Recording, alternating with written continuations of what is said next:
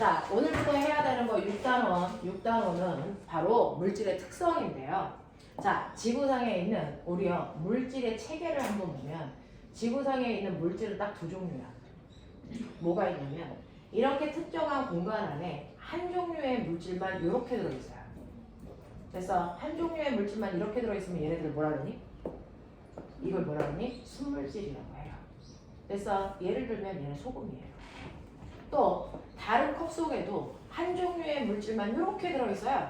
그러면 이걸 우리가 뭐라 그래요? 또 순물질이라고 하죠. 이게 물이에요.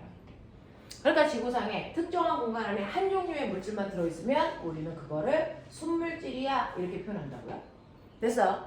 자, 근데 내가 큰 컵에다가 얘네 둘을 섞어서 그래서 큰 컵 안에 보니까 여기에 물질의 성질이 다른 아이가 이런 식으로 두 종류가 또는 세 종류가 섞여 있어요. 얘네들은 뭐라 그럴까요? 그렇지. 이건 혼합물이라고 한다. 그래서 얘가 바로 그 유명한 소금물이에요. 이게 혼합물이에요. 그래서 지구상의 물질은 딱 두 종류밖에 없어. 순물질 아니면 혼합물이고 순물질이다 혼합물이다 라고 하는 건 그 공간 안에 한 종류의 물질만 있으면 순물질이고요. 그 공간 안에 두 종류 이상의 물질이 섞여 있으면 혼합물이야. 알겠어? 그 중에서요. 순물질은 뭐냐면 순물질은 다시 둘로 나누는데요. 순물질 중에서 산소라는 순물질, 질소라는 순물질, 철이라는 순물질, 네온이라는 헬륨이라는 순물질도 있고 또는 소금이나 맞아요. 물이나 이산화탄소와 같은 순물질도 있어. 어쨌든 위에도 순물질이고 아래도 순물질인데 느껴졌죠? 위에는 어떤 순물질이니? 맞아요. 한 종류의 원소로만 되어 있는 순물질이야. 한 종류의 원소로만 되어 있는 순물질을 우리가 원소물질이라고 한다. 됐어? 네, 그런가 하면 이런 식으로 소금, 물, 이산화탄소처럼 하나하나는 순물질인데 그 안에 들어있는 원소의 종류가 두 종류 이상 결합해서 만들어진 순물질이야. 됐어? 원소가 두 종류 이상 결합해서 만들어진 순물질은 우리가 원소물질의 순물질이라고 안 하고 뭐라 그러니? 이거를 화합물의 순물질이라고 해요. 이게 화합물이에요. 됐어? 그래서 화합물도 순물질이다. 알겠냐? 요 얘기야. 자, 그러면 우리는 요번에 시험 범위는 뭐냐면 6단원은 두 개의 소단원은 요거에 대한 얘기, 두 개의 소단원은 요거에 대한 얘기야. 알겠어? 요 얘기 할 거야. 그 중에서 오늘 배울 게 순물질에 해당되는 요 얘기를 한다. 그래서 순물질은 이거구나. 그래서 한 종류의 원소로만 되어 있던 원소가 여러 개가 결합되어 있던 어쨌든 걔네들이 하나의 물질을 만들면 순물질이구나. 그러면 이러한 순물질들 지구상에 몇 개 있어요? 셀 수 없지 많죠. 그래서 지구상에 이러한 순수한 물질의 종류는 셀 수 없이 많은데 됐죠? 그러면 걔네들이 하나하나 다 구분이 되니? 돼 안 돼? 돼요. 그러니까 종류를 센 거예요. 그래서 지구상에 있는 모든 순물질은 다른 물질이랑은 완벽하게 다르기 때문에 구분됩니다. 그래서 너네가 여기에 지금 3명 앉아있지만 30명이 있던 300명이 있던 3000명이 있던 엄마는 너네들을 구분할 수 있거든요. 됐어? 자, 지구상에 있는 그 수많은 인간들 중에서도 너네 엄마들은 너네들을 다 구별할 수 있어요. 그럼 도대체 뭘 보면 그래요? 뒷모습 보면 똑같다. 뒷모습 보면 똑같은데요. 신기하게도 선생님이 우리 딸 졸업식에 갔는데 애들이 막 300명, 400명 서 있는데 그 중에서 다 똑같은 교복 입고 서 있잖아요. 머리 스타일도 다 똑같아? 다 똑같아.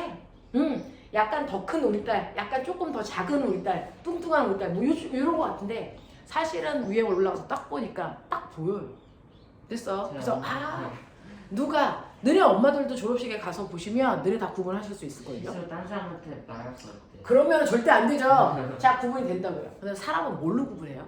사람은 생김새, 목소리, 됐어? 지문, DNA 이것만 있으면 우주에 있는 너네들 중에서도 누가 진선지 구분돼. 알겠어? 이렇게 구분할 수 있어요. 물질도요. 그 물질만이 가지고 있는 특별한 성질이 있어요. DNA처럼. 이것만 조사하면 걔가 물인지 소금인지가 구별이 됩니다. 됐어? 그래서 우리가 배우는 물질의 특성은 순수한 물질을 구분할 수 있는 성질, DNA 같은 거예요. 알겠어? 그러면 중학교 2학년 때 배우는 물질을 구분하는 물질의 특성에 몇 가지가 있어? 책 다 보셨으니까. 이제 진도 다 나갔잖아요. 5개 있어요.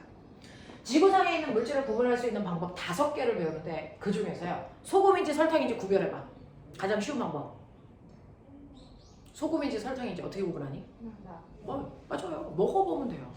물인지 식초인지는 냄새 보면 돼요. 맞아요. 이런 식으로 인간이 가지고 있는 오감 배웠지? 이게 오감. 촉각, 네, 촉각, 청각, 후각, 후각, 미각, 미각, 시각. 눈각 같은 소리하고 아니요, 앉아. 시각. 자, 그래서 우리 몸에 있는 오감을 이용해서 물질을 구분하기 위해서 맛봐요, 냄새 맡아요, 결정형 봐요, 촉감 봐요. 그래서 이런 걸로 구분하는 걸 겉보기 성질이라고 해요. 이거를 초등학교 때 주로 사용해서 소금인지 설탕인지 구별했단 말이야. 근데 이건 중학교 때 거의 안 쓰죠. 왜? 실제로는 이건 위험한 방법이야. 그래서 소금하고 설탕이라는 확신이 있을 때는 먹어보는데 한 놈은 독약이고 한 놈은 소금이야. 그럼 먹어봐? 아니잖아요. 그래서 이런 식으로 겉보기 성질은 인간이 가지고 있는 오감과 그 오감을 도와주는 간단한 도구 같은 걸 쓰는 거죠. 그래서 중학교 1학년 때 우리가 광물의 결정형을 볼 때요. 육각기둥 모양이야, 기울어진, 됐어, 육면체 모양이야, 이런 것들은 맨눈에 안 보여요. 현미경으로 보이는 거예요. 됐죠? 그래서 오감과 오감을 도와주는 간단한 도구를 이용해서 구분하는 방법, 겉보기 방법으로 우리는 물질을 구분하는데 이 방법은 위험하기 때문에 실제로는 잘 안 써요. 그래서 우리도 그냥 이런 게 있다는 것만 놔두고 교과서에는 잘 안 배우죠. 그러면 이거 말고 나머지 4가지 방법은 뭐 있는데? 라고 하면 그 4가지 방법이 바로 끓는 점, 녹는 점, 또 밀도, 또 용해도 이런 거죠. 그래서 어는 점은요, 녹는 점하고 같은 말이에요. 그래서 녹는 점을 얘기하면 어는 점 얘기 안 하셔도 되고요. 어는 점을 얘기하면 녹는 점 얘기 안 하셔도 돼요. 같은 말이고요. 부피나 질량 같은 건 물질의 특성이 안 돼요. 그래서 지구상에 있는 물질을 구분하는 방법은 거짓말 약간 보태서 이 5가지 방법밖에 없다라고 생각하고 문제 푸셔야 된다. 그래서 지구상에 있는 물질을 구분하는 방법은 이 5가지밖에 없다. 그러니까 칠판에 써져 있지 않은 나머지 애들 뭐 부피라든가 질량이라든가 온도라든가 농도라든가 이따위 거 나오는 다 물질을 구분할 수 있는 방법이 아니야. 물질의 특성이 아니라고. 알겠어? 그러니까 얘네들을 외우지 말고 물질을 구분할 수 있는 5가지 방법을 외우시라고요. 됐죠? 끓는 점, 녹는 점, 밀도, 용해도 이 5가지 방법으로만 지구상에 있는 물질을 구별할 수 있다. 그걸 물질의 특별한 성질 줄여서 물질의 특성이라고 한다. 알겠죠? 물질의 특성은 순물질을 구분할 수 있는 방법을 얘기한다. 됐지? 그러면 그 중에서요. 저는 어차피 겉보기 성질을 안 배울 거니까 녹는 점, 끓는 점부터 시작해볼까? 이렇게 되는 거야. 됐어? 그래서 여기부터 가보자. 그러면 녹는 점과 끓는 점은 뭔데요? 라고 하는 건데요. 우리요. 지구상에 있는 모든 물질은 3가지 상태를 가져. 알고 있죠? 뭐 있어요? 고체 있어요. 이렇게 빽빽하게 규칙적으로 배열되어 있는 게 고체였어요. 중학교 1학년 때 배웠어요. 액체 있어요. 약간 느슨한 배열을 가지고 있어요. 기체 있어요. 가장 자유로운 배열을 가지고 있어요. 이게 기체예요. 됐어? 그러면 고체였던 철을 액체로 만들 수 있니? 만들 수 있죠. 어떻게 하면 돼요? 네, 상태를 변화시킬 수 있는 방법 뭐가 하면 된다? 온도와 압력, 열과 압력을 하면 되죠. 됐어? 그 중에서 압력은 고등학교 때 배우기 때문에 우리는 열에 의한 상태 변화를 배웠단 말이죠. 그래서 뜨겁게 가열하면 고체가 액체로 바뀌고 액체가 기체로 바뀌어요. 됐죠? 네, 그 중에서 고체가 액체로 바뀌기 시작하는 온도를 뭐라 그런다? 고체가 액체로 되는 거, 얼음이 물 되는 거 무슨 점? 얼음이 물로 뭐예요? 녹아요. 이게 녹는 점.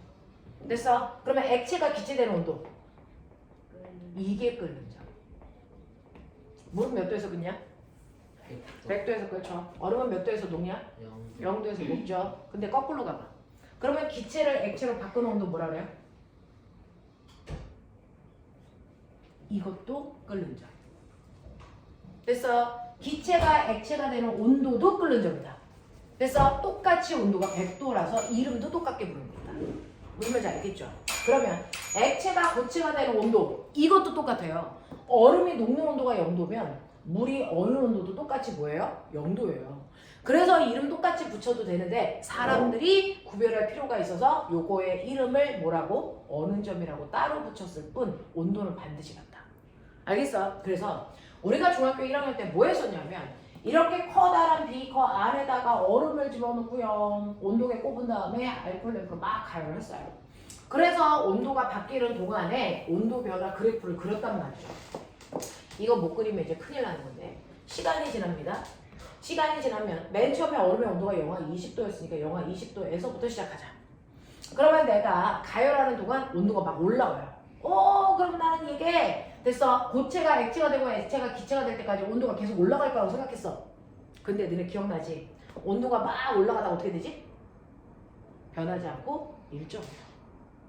그랬다가 온도가 다시 올라가고 그리고 다시 일정하고 다시 올라가는 이런 이상한 형태가 발생을 합니다.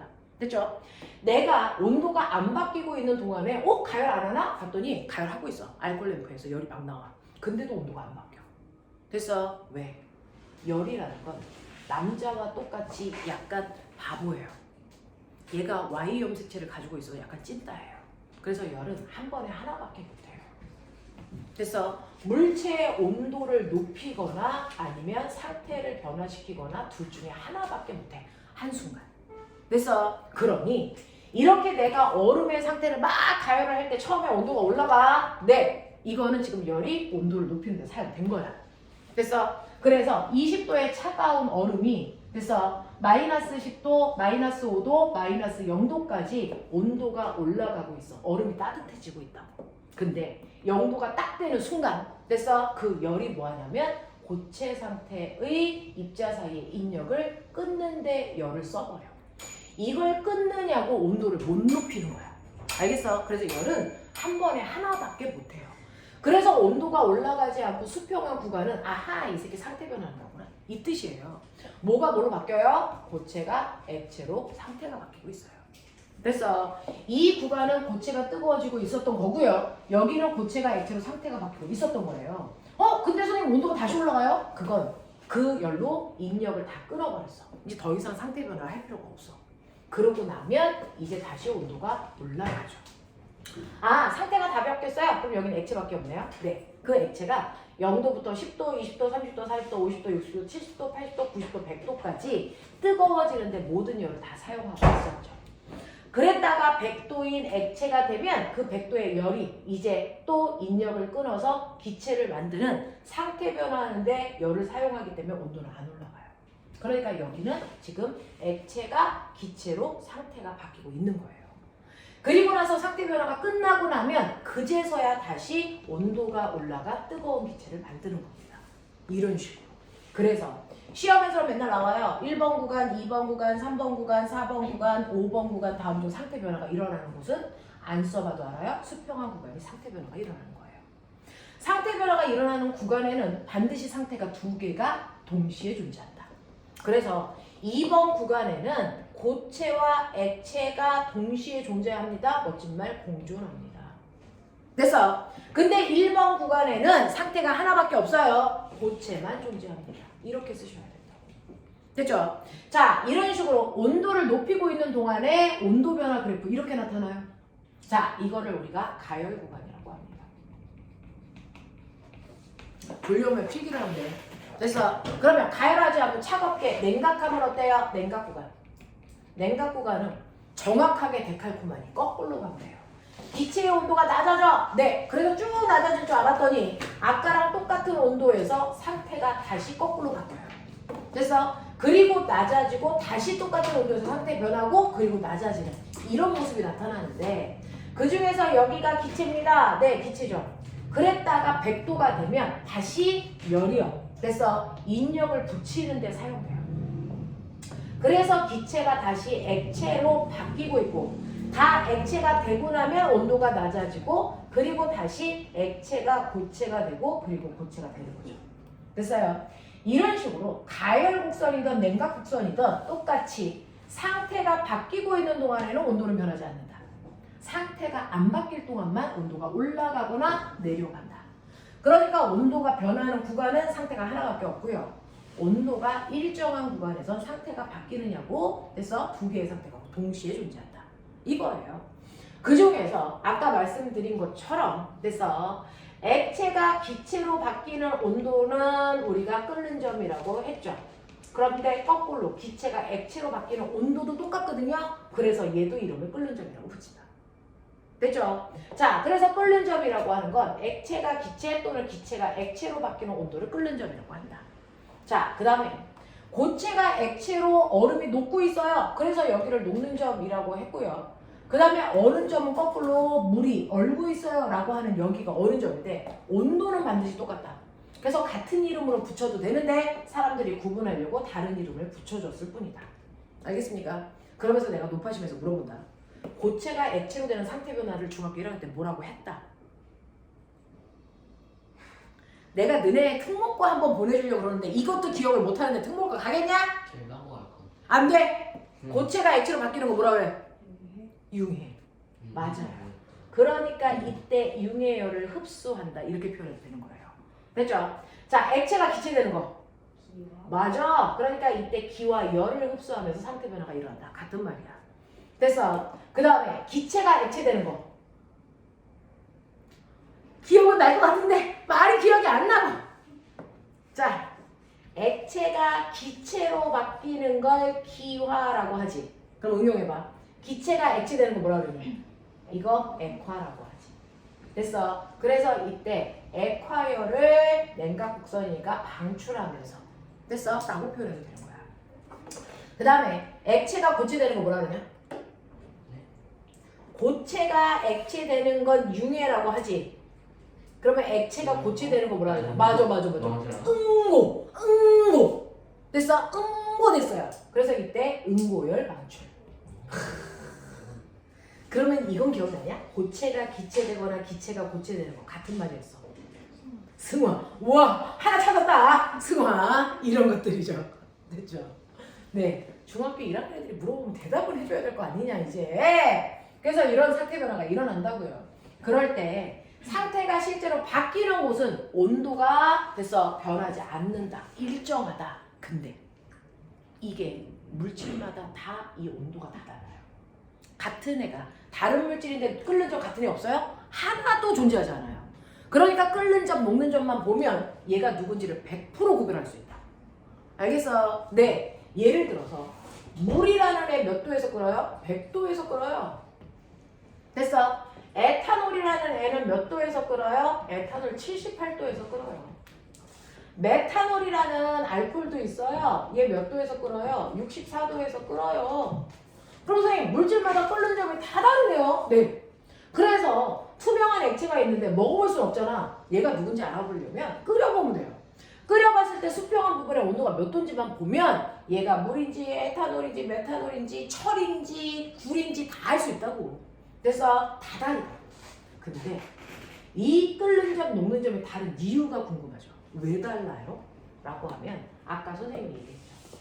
실제로요. 입자와 입자 사이에 서로를 잡아당기는 인력이 있어서 이 인력을 끊을 때 필요한 열이 녹는 점, 끓는 점이다.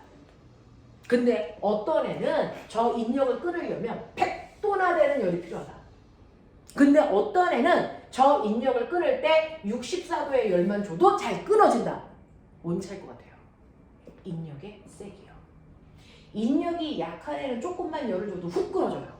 근데 인력이 센 애는 그래서 똑같은 열을 주면 안 끊어져. 그래서 훨씬 더 높은 열을 줘야만 끊어진다고. 알겠냐? 이거예요. 그래서 물질마다 그 물질이 가지고 있는 고유한 녹는 점, 끓는 점이 다 달라서 그것만 보면 누군지 구분할 수 있는데 얘네들이 다 다른 이유는 바로 입자 간의 인력의 차이입니다. 그래서 인력이 물질마다 다 달라서 그걸 끊을 때 필요한 열의 세기가 다르다고요. 됐어? 그러면 이 중에서 인력이 누가 제일 센 거니? 물이겠죠. 알겠냐? 이렇게 된다고요. 그러면 지금 현재 이 공간 안에는 됐어? 여기는 나무라는 고체도 있고요. 그 다음에 물이라는 아이도 있고요. 물이라는 아이는 액체고요. 그 다음에 눈에 보이지 않지만 여기 공기도 있죠. 기체도 있다고요. 그러면 얘네들도 입자로 되어 있는데 얘네들의 인력은 누가 제일 센 거예요? 라고 하면 상태만 보면 돼요. 그래서 고체인 상태가 제일 인력이 세서 똑같은 열을 주고 있는데 얘는 인력이 한 번도 안 끊어진 거예요. 됐어? 기체들은 인력이 작아서요. 이미 고체가 액체로 바뀌고 액체가 기체로 바뀌는 이 인력을 다 끊어버린 거예요. 무슨 말인지 알겠냐? 그래서 상태만 보면 이미 누가 더 인력이 센지를 알 수 있고요. 그리고 똑같은 액체들이라도 걔네들의 끓는 점을 보면 누가 더 인력이 센지를 짐작할 수 있다. 알겠어? 이 얘기라고요. 그래서 녹는 점, 끓는 점은 이렇게 물질마다 자기만의 인력의 세기가 있어서 고유한 값을 갖는다. 그래서 누군지 그 값만 보면 구별할 수 있다. 그래서 예를 들면 아까 말씀드린 것처럼 물이 있어요. 라면 하나 끓일 물 됐어요? 100도에서 끓어요. 라면 10개 끓일 물 똑같이 물은 많지만 끓는 점은 똑같이 100도라고요. 왜? 분자 사이의 인력이 똑같으니까. 같은 물이니까. 알겠어요? 그걸 끓일 때 필요한 온도 똑같다고요. 근데 실제로 끓여보면 뭔가가 다르던데요? 네, 뭔가가 다르죠. 뭐가 다르니?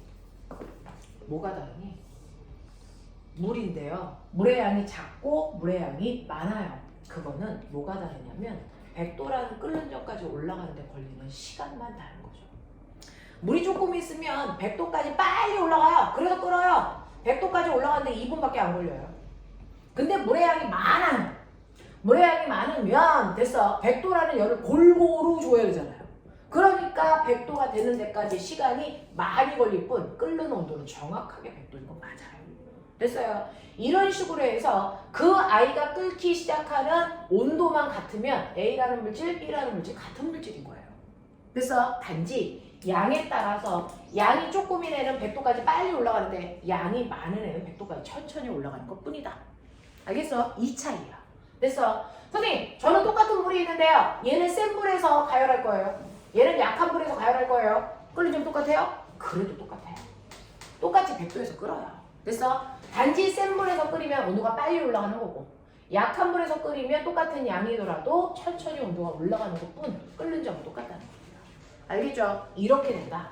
그러면 저는 어이씨 나는 물 100도에서 끓이기 싫어요. 끓는 점 변화시키고 싶어요. 방법이요. 끓는 점을 무조건 됐어. 저는 이렇게 똑같다고요? 저는 과학자가 돼서 무조건 물에 끓는 점 100도가 아닌 곳에 끓게 하고 싶어요. 방법 있어요? 있어요. 딱 하나.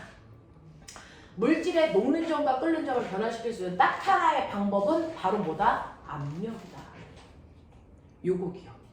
됐어. 압력에 의해서 끓는 점 변화시킬 수 있습니다. 됐죠? 우리요. 밖에 있는 평균 기압 몇 기압? 1기압이에요.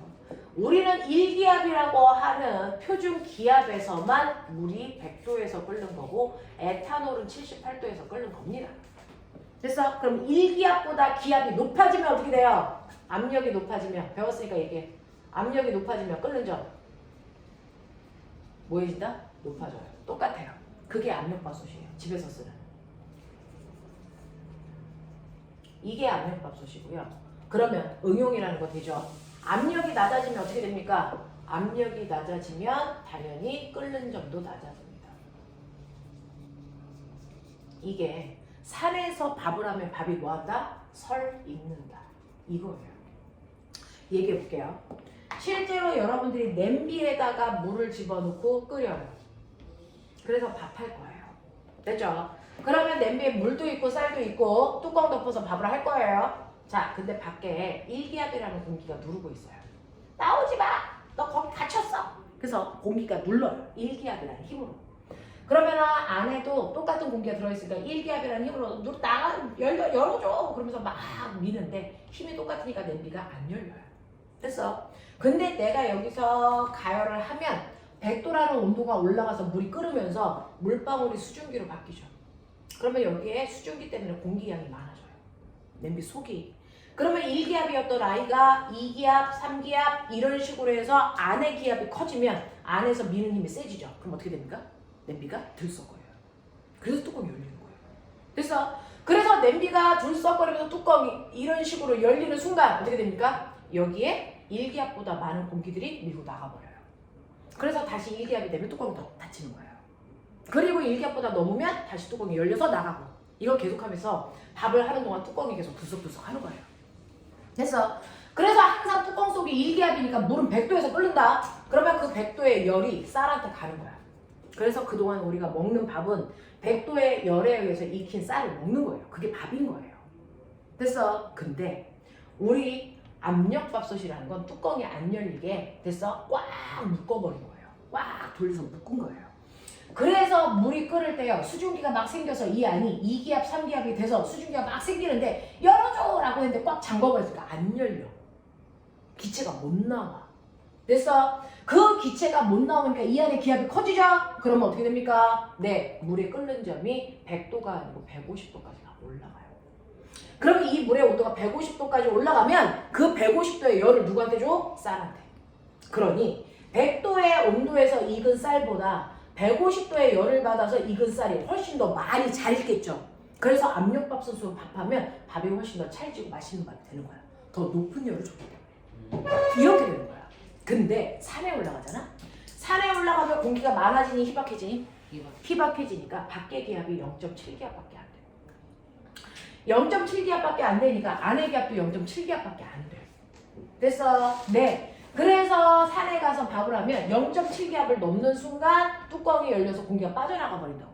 그래서 안이 계속 0.7기압이야. 그러면 물에 끓는 점도요 0.7기압밖에 안 되니까 70도에서 끓어버려요. 그러면은 물이 70도까지밖에 온도가 못 올라가니까 70도의 열만 줘. 그러면 쌀이 70도의 열만 받아 익어. 그러면 우리는 평상시에 100도의 온도에서 익은 쌀을 먹다가 70도의 열에서 익은 쌀을 먹으면 100도일 때보다 더 많이 익었니? 덜 익었니? 덜 익어요. 그래서 쌀이 덜 익은 서걱서걱한 밥이 되는 거죠. 그걸 설익었다라고 표현하는 거예요. 그래서 이렇게 돼. 그래서 끓는 점을 변화시킬 수 있는 방법 딱 하나다. 압력이다. 그 압력을 다르게 한 두 가지 경우다. 됐어? 이걸 실험할 수 있다. 실험할 수 있는데요. 요즘은 산에 가서 밥하는 거 입상 금지. 됐어? 그리고 산불 위험 때문에 산에 가서 밥하는 거 큰일 납니다. 그래서 요즘엔 어떻게 합니까? 이렇게 둥근 바닥에다가 물을 집어넣고 끓여요. 그럼 100도가 되면서 바글바글 끓었을 거야. 그리고 나서 불을 꺼요. 그리고 뒤집어요. 뒤집으면 100도나 되는 물은 이제 이렇게 있고요. 그리고 위에 100도가 되는 공기들이 있겠죠. 근데 가만 놔두면 얘가 살살살살 식어서 온도가 80도까지 내려옵니다. 80도까지 이렇게 온도가 내려오면 열평형 때문에 물이 80도면 공기도 80도 이렇게 될 거예요. 그리고 나서 나 여기에다가 가열을 안 하고 이 물을 다시 이 상태로 끓이고 싶어. 어떻게 하면 되는 줄 아세요?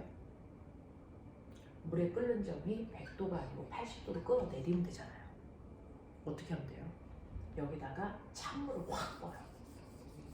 신기하게도 물을 끓이고 싶을 때 찬물을 확 붑니다. 찬물을 부으면 그 찬물이랑 먼저 만나는 게 누구? 여기에 있는 80도의 공기. 맞죠? 그럼 80도의 공기가 찬물이랑 만나는 순간 갑자기 온도가 훅 내려가 20도의 찬물로 바뀐다고. 찬 공기로 바뀐다고. 됐어? 그러면 뭐가 달라지냐면 80도의 공기는 뜨거운 공기니까 움직이는 속도가 뭐하니? 빨라. 와! 이렇게 움직이면서 물을 막 눌러. 그랬다가 찬물을 붓는 순간 갑자기 공기의 온도가 20도로 낮아지면 그 안에 있는 공기의 움직이는 속도가 빨라지니 느려지니? 느려져요. 됐어? 기체들은 온도만큼 활발히 움직여요.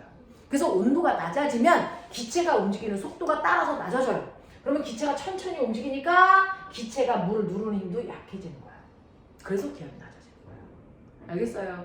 그래서 이렇게 밖에서 찬물을 붓는 순간 이 안에 있는 공기의 기압이 0.8기압으로 떨어져요. 그러면 물에 끓는 점도 80도에서 끓어버려요. 그래서 다시 80도인데 얘가 바글바글 끓기 시작해. 신기해요. 알겠습니까? 이런 거예요. 그래서 아하, 기압이 낮아지면 끓는 점이 낮아지는구나. 그걸 실험하기 위해서 찬물을 부었구나. 알겠니? 이거 이해돼? 오케이. 이렇게 됩니다. 그래서 기압에 의해서만 끓는 점이 바뀌는 거죠. 양이 많거나 불이 세다고 해서 끓는 점은 바뀌는 게 아니다. 됐죠? 자, 그러면서 이거 온도계 하나 학교에서 이거 하고 있대요. 온도계 하나 그려놓고 이쪽으로 갈수록 온도가 높아져요. 이쪽으로 갈수록 온도가 낮아져요. 그랬을 때 지구상의 물질은 세 가지 상태를 갖죠. 고체, 액체, 기체. 맞죠? 그 중에서 제일 차가울 때 존재하는 상태. 차가우면 무슨 상태로 존재하니? 물질은 고체죠. 고체, 액체, 기체. 맞아요? 이거예요. 자, 근데 아까 내가 너네들한테 딱 고체가 액체로 바뀌는 온도를 뭐라 그러니? 고체가 액체로 바뀌는 온도. 이거 무슨 점? 녹는 점. 액체가 기체로 바뀌는 온도 무슨 점? 끓는 점. 됐어요. 이렇게 되는 거예요. 그러니까 상태가 바뀌는 순간에 온도를 우리가 녹는 점, 끓는 점 이렇게 이름 붙인 거예요. 맞죠? 네, 그랬을 때요. 네가 가지고 있는 책에서 몇 페이지냐면 아까 거기가 몇 페이지냐면 63페이지에 11번. 63페이지에 11번을 보면 A라는 물질이 있는데요. 그 A라는 물질의 녹는 점이 몇 도냐면 영하 218도고요. 끓는 점은 몇 도냐면 영하 183도. B는 0, 100, C는 80, 218 이렇게 준단 말이죠. 이렇게 주고 이 아이를 20도인 곳으로 데리고 가면 무슨 상태로 존재하니? 이제 이거를 학교에서 하고 있대요. 문어는 지금 여기를 하고 있다는데. 더 뒤를 했어요? 네. 모르겠어요. 이런 걸 하는데 얘가 이제 시험에서 나오는데 이거 어떻게 판단해요? 이거요.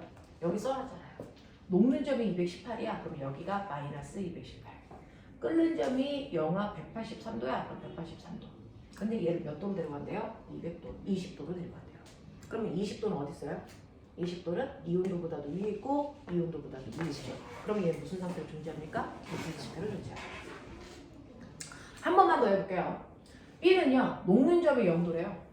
끓는 점이 100도래요. 근데 20도에서 무슨 상태로 존재하니? 이제 알겠죠. 20도는 0도보다 높고 100도보다 낮으니까 가운데죠. 무슨 상태예요? 액체예요. 이렇게 보는 거예요. 알겠어요? 한 번만 더. 자, C는요, 녹는 점은 80도고요. 끓는 점이 얼마냐면 218이래요. 그러면 우리의 20도 어디 있어요? 이거보다 밑에 있어야죠. 80도. 그러니까 무슨 상태예요? 액체 상태죠. 알겠습니까? 이런 식으로 해서 우리가 녹는 점과 끓는 점을 주면 무슨 상태인지를 볼 수 있고요. 아까 선생님이 했던 거. 고체, 액체, 기체 다 있네요. 이 중에서 녹는 점, 끓는 점 누가 제일 높아? 고체 상태가 제일 높다고요. 보이죠? 보이죠? 이렇게 된 거라고요. 무슨 말인지 알죠? 이렇게 된다. 그래서 상태를 평가할 수 있는지 보셔야 된다. 되겠죠? 네. 자, 그런가 하면 이게 있어요. 뭐가 있냐면 지구상에 있는 물질은 순물질도 있지만 여러 개가 섞여 있는 혼합물도 있다 그랬죠? 그래서 그 혼합물의 대표적인 게 소금물 이런 애가 있어요. 근데 여기에 비커 안에 하나는 물이고요. 하나는 소금물일 건데 어느 게 물이고 어느 게 소금물인지 먹어보지 말고 구분하래. 가장 쉬운 게 뭐냐면 끓여보는 겁니다. 그래서 그러면 끓여보시면 정확하게 물은 온도가 막 올라가다가 100도가 되면 정확하게 상태 변화가 일어나기 때문에 수평할 겁니다. 그럼 소금물도 여기 물이잖아요. 수평하는 거 아니에요? 수평하죠. 근데요, 얘는 어떠냐면 100도가 딱 돼서 물이 나 이제 끓어야 돼, 나 끓을게 라고 할 때 옆에 있는 소금은 도와줄까, 방해할까, 아니면 방관할까? 뭐 할 것 같냐? 방해만 해. 방해만 해. 그래서 섞여있는 물질 중에 하나가 물질의 특성이 나타나려고 그러면 안 돼, 그러지 마! 못하게 막어, 애들이. 됐어? 네, 나쁜 애들이에요. 그래서 물이 100도에서 끓으려고 그럴 때 소금이 끓지 마! 안 돼! 끓지 마! 그래서 막 방해하는 거예요. 그러니까 100도에서 끓을 수 있어, 없어? 없어요. 그래서 얘가 물이 끓을 때는 어떨 때 끓냐면 소금의 방해를 끓일 수 있을 만큼의 충분한 열을 가지고 있어요. 절로 가, 이 새끼야! 그래놓고 끓는 거야. 됐어? 그래서 소금물은요, 자신의 끓는 점보다 훨씬 더 높은 온도가 돼서야 끓기 시작하며 신기하게도 수평하지 않고 경사가 생기면서 끓어요. 이게 10% 소금물의 끓는 점이라면 20% 소금물은 어떨까요? 차이가 있나요? 있죠. 소금의 양이 달라요. 소금의 양이 다르면 방해가 달라요.